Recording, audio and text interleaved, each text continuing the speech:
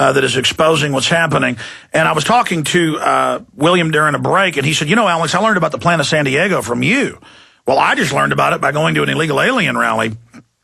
They were wearing these green T-shirts, and I was told by a Hispanic friend, and then at another rally by a UT professor who spoke Spanish, do you know what that means?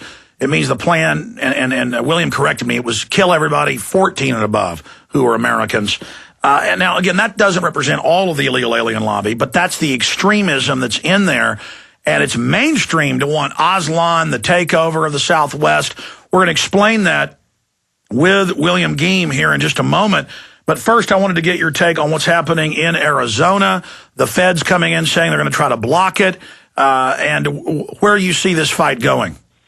Well, Alex, you hit the nail on the head when you talked about the plan of San Diego and the radical elements that are involved in illegal immigration. A video that we hope to release tomorrow from Phoenix. You know, after SB 1070 passed, hundreds, if not thousands, of illegal aliens assaulted Americans and police officers.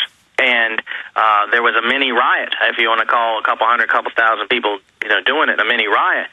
But we have a video of this woman screaming something along the lines of, our shovels and our pickaxes that we use to break the earth and do your landscaping, we will use them against you, believe it. There's a big difference between what's going on the streets and what's being pumped into the cheeseheads through the alphabet media in this country.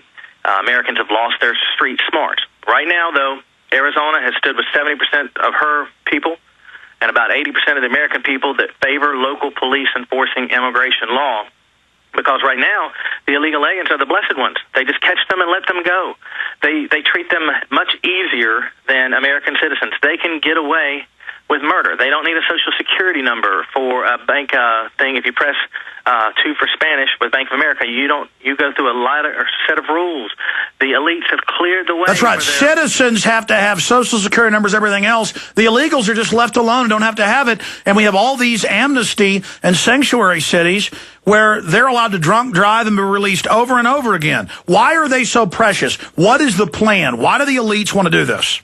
Because, my opinion, and once again, the folks that support ALIPAC.us that are on our email alert system, they have a lot of different beliefs about why this is happening. We can all disagree on the whys, Alex. What we have to agree on is what to do about it, okay? But my personal, I guess you would say professional opinion is that there have been economic unions forged in every major hemisphere of the planet, Asia, Europe, Africa, and most recently, Amerisol, whatever they formed down there in South America, where they're going to have the loan currency for the whole continent.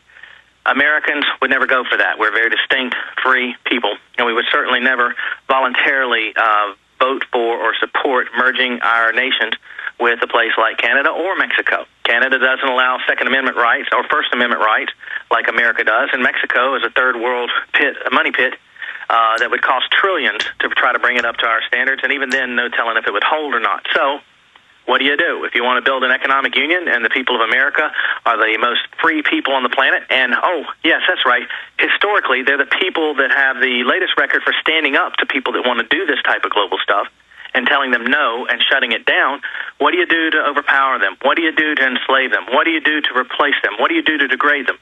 You certainly don't attack them like a Pearl Harbor. You don't want to get their ire up. You don't want to get their industrial base up.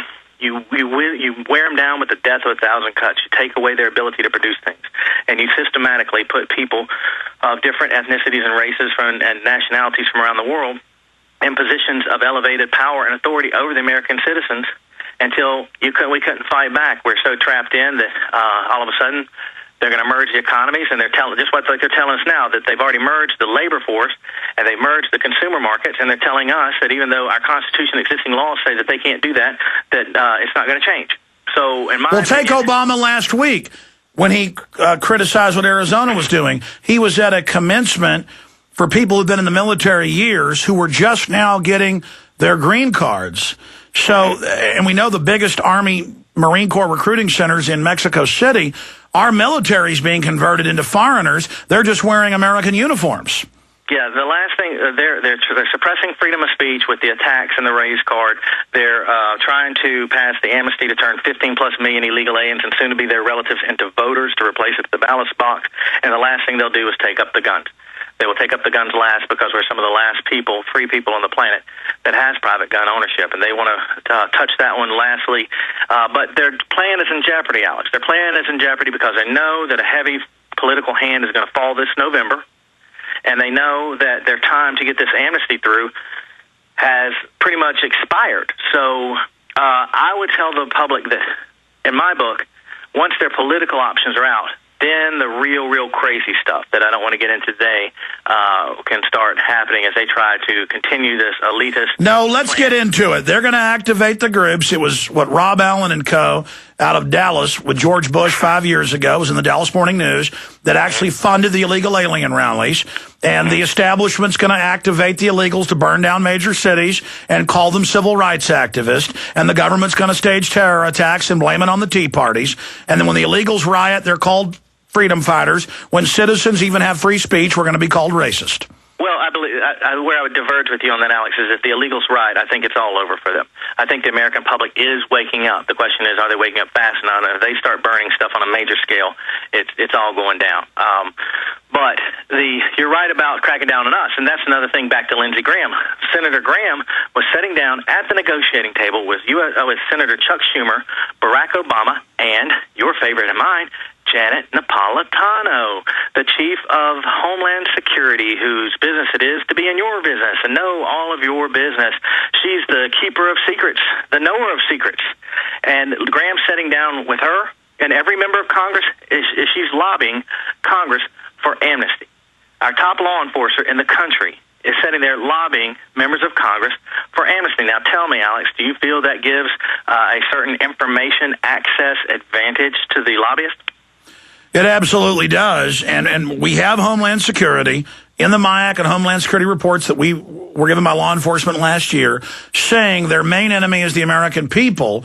Mm-hmm. And we also now have the FBI director saying he's as worried about domestic groups as Al-Qaeda. So we're now learning this is all for us, the true Americans, regardless of what color we are. If you're for sovereignty and if you're for the Bill of Rights, you're the enemy. And Janet Napolitano is spying on you, and she's there promoting total legalization of the illegal aliens. Mm-hmm. Now, there are other people around this scenario that have what I consider to be, Graham's shared secret, and the message is to them, look what just happened to your boy Lindsey. So, let's not have to go there. And all they really need to do, and I don't know if they can do it, I don't know if some of them can find it in their heart, like the Grinch did one day, to back off trying to wreck this country or not. It would be great if they would just stand down and let things return here and let the people of the United States have back our government and civilian control of the U.S. government immediately, because I don't think that violence can be avoided if that doesn't happen. And people like me who advocate for peace and political measures, I'm running out of time, Alex. When they start demonizing tens of millions of Americans as threats to, the nation because of their politics, because of their political views, I'm not being hyperbolic. I'm not engaging in the name-calling that goes on when I say, as a political scientist, that I believe you have to go back to Nazi Germany or Joseph Stalin's Russia to find examples of that happening.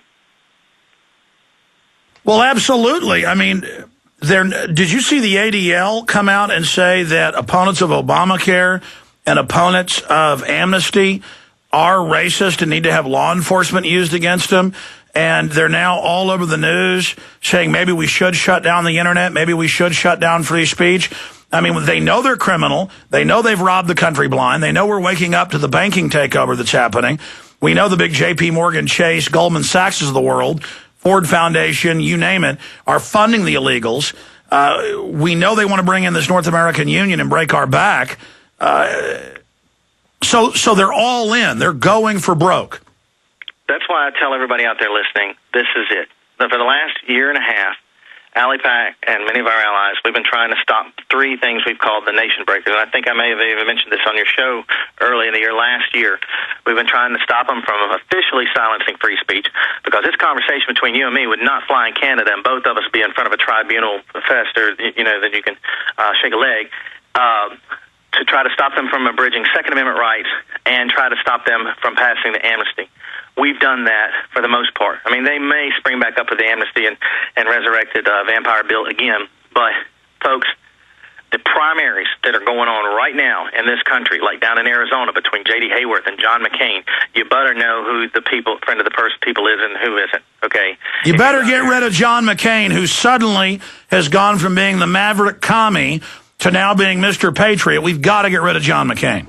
John McCain came out as Mr. Secure Borders on the Monday after I traveled through 3 cities with thousands of people chanting, secure the borders, and when I mentioned the names Barack Obama, Nancy Pelosi,